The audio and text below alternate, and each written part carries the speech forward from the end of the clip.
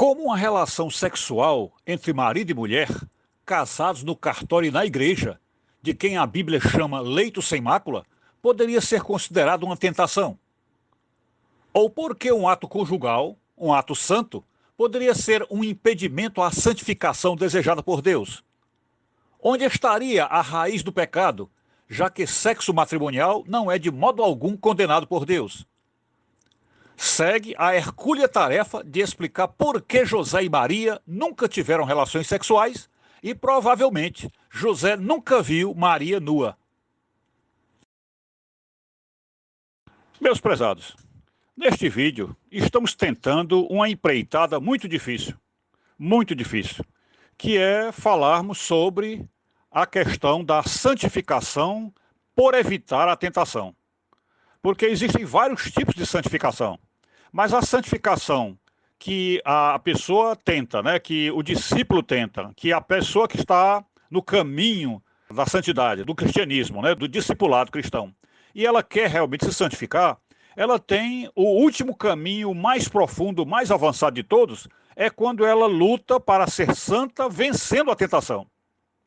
Porque cair na tentação, ou sofrer a tentação, qualquer um de nós sofre, E raramente conseguimos fugir da tentação, Mas quando a pessoa alcança uma realidade tal e um desenvolvimento tal ao ponto de vencer a tentação antes dela tomar conta da gente, como se você pudesse dar um não àquela primeira insinuação de pecado que vem da parte do demônio.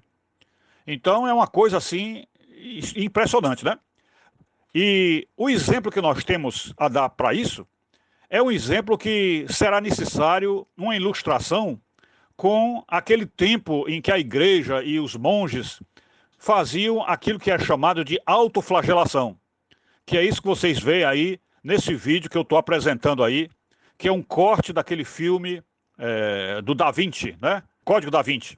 Então ali teve uma cena de autoflagelação no filme e a gente então aproveita essa cena para conversar sobre este assunto com vocês. Então vamos passar para o próximo áudio para a gente chegar nesse ponto. Fiquem com Deus. Observem que a autoflagelação, ela é uma forma de o indivíduo tentar vencer a tentação.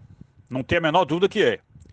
E esse exercício espiritual, ele produz o efeito positivo de gerar dor, Porque tudo aquilo que é um ferimento no corpo, principalmente uma ferida aberta, ela provoca dor, E aqueles que testemunharam a respeito de autoflagelação disseram que a dor é praticamente insuportável.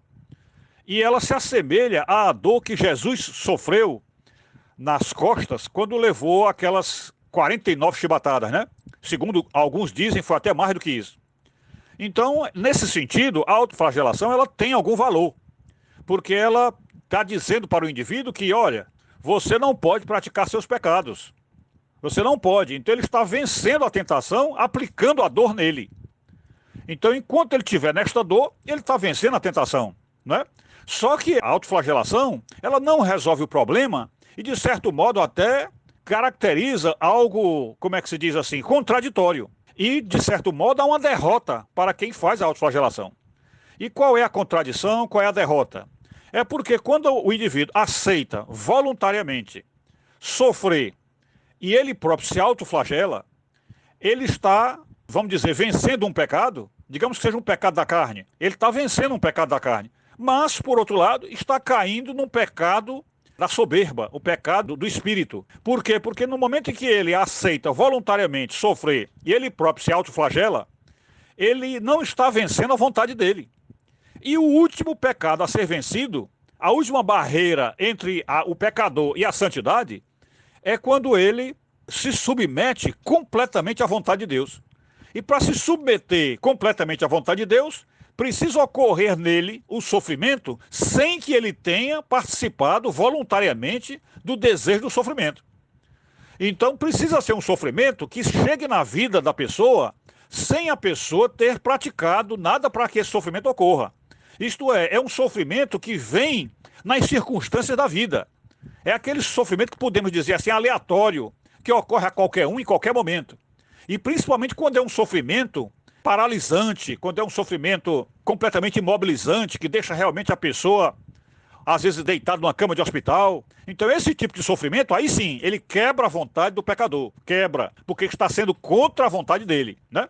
Mas a autoflagelação peca por este defeito de, apesar de estar gerando o sofrimento que impede, por exemplo, pecados carnais, mas não impede o pecado da soberba, que é a pessoa está deixando a vontade dele livre, e o sofrimento que está aplicando em si é um sofrimento que ele mesmo quis. E se ele quis, então não é a vontade de Deus, né? É a vontade dele. Se é a vontade dele, então não está sendo santificado. Ok? Vamos para o terceiro áudio. Este vídeo foi feito para explicar para os cristãos por que razão a possibilidade de que José nunca tenha tido qualquer relação sexual com Maria, ainda mais por cima, que ele sequer a tenha visto nua, Então, este vídeo está sendo feito para explicar isto. E como é que haveria esta condição para entendermos e aceitarmos uma coisa dessa? Porque José e Maria eram casados no civil e no religioso. Portanto, a relação deles dois era perfeitamente aprovada por Deus. A relação deles dois é aquilo que São Paulo chama de leito sem mácula. Leito sem mácula significa dizer que é uma relação sexual perfeitamente santa. Perfeitamente santa, onde não há pecado nenhum, tá certo? Então, como entender isso, ou como explicar isso para, por exemplo, um evangélico, que acha que José foi um homem normal com Maria, e no fundo foram normais, e como é que homens normais, que têm saúde, tendo se casado com uma mulher nova e bonita como Maria, como é que ele não sentiu atração por ela, como é que ele não desejou vê-la nua, como é que ele não tentou nada, e como é que ela também resistiu a isso, né? Claro que da parte dela até seria mais fácil, porque ela se consagrou inteiramente a Deus, e para uma mulher é muito mais fácil resistir à tentação sexual, ok? Até onde sabemos, os homens são muito mais aguerridos, de certo modo, mais animalescos nesse ponto, né? Mas como é que aconteceu de aquele casal da Sagrada Família, de eles conseguirem ter ficado sem ter qualquer tipo de intimidade, O que aconteceu é o seguinte, é que o casal fez um pacto, né? E o pacto foi dentro dessa consciência espiritual mais elevada, que sabe que para vencer o pecado e ser santo, a pessoa tem que vencer até mesmo a tentação. Isto é, não é o fato de a pessoa, por exemplo, não fumar, que caracteriza ele não está em pecado. Não é isso, não é o fato dele não botar um cigarro na boca, que significa dizer que ele não está pecando. Não, porque pode continuar dentro dele o desejo de fumar, como o desejo de beber, não é isso? Então continua o desejo. E como é no desejo que está o pecado, tanto é que Jesus diz que aquele que olhar para uma mulher com intenção impura no seu coração já adulterou com ela. Então, para que haja uma santidade, teria que ser necessário um tipo de lavagem espiritual tão grande que o homem fosse capaz de morar convivendo como marido e mulher, junto com a sua esposa, uma esposa mais jovem e bonita, e ele ser capaz de estar dentro desse lar e não sentir o menor desejo por ela. Isso seria a santidade. E essa santidade se caracteriza como? É o fato de que aquela resignação, aquela renúncia, né, a renúncia ao prazer, está negando a sua própria vontade. Porque, no fundo, o marido cristão tem vontade de ter sexo com a mulher. Isso é normal no homem.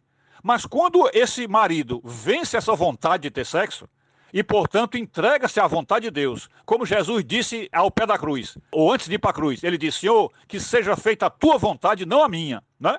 Então, para que um homem possa dizer isso perante Deus, num casamento cristão, com esposa cristã, num casamento correto, leite sem mácula, ele teria que dizer para Deus, Senhor, que seja feita a tua vontade e não a minha. Portanto, a vontade dele, do José, e a vontade dela, de Maria, eram entregar as suas vidas a Deus, eram ser santos, 100% santos, ainda na terra, isto é, antes do céu, serem 100% santos. E para ser 100% santo, tem que vencer a sua própria vontade. Não é que o ato que eles iam fazer fosse pecado, não havia pecado aí. Mas a vontade, ou seja, ceder a sua própria vontade, é aí que está o pecado, é ceder a sua própria vontade. Porque desde o pecado de Adão e Eva para cá, a vontade humana é pecaminosa. É pecaminosa. Então, se é pecaminosa, ela não deve ser feita de jeito nenhum. Então, a vontade do homem e da mulher de qualquer homem, de qualquer mulher, é pecado. Porque a única coisa que resta de santidade no mundo é quando as pessoas decidem voluntariamente fazer a vontade de Deus. Aí sim há a santidade. Mas enquanto a pessoa se deixar vencer pelos desejos pessoais, pelas vontades individuais, ela não está se santificando, porque ela está deixando de fazer a vontade de Deus. Ok? Então aí está que dá para se compreender a relação que existe entre um casal que faz um pacto, faz um acordo para não terem qualquer intimidade com aquele homem que entra no quarto, aquele monge, e faz a autoflagelação. A diferença é que o monge que faz a autoflagelação continua em pecado, porque ele está se autoflagelando pela vontade dele. Então, portanto, está errado. E o casal que deixa de fazer sexo porque voluntariamente querem fugir à tentação, aí esse casal sim chegou ao grau máximo de santidade. Ok? É isso aí. Fiquem com Deus.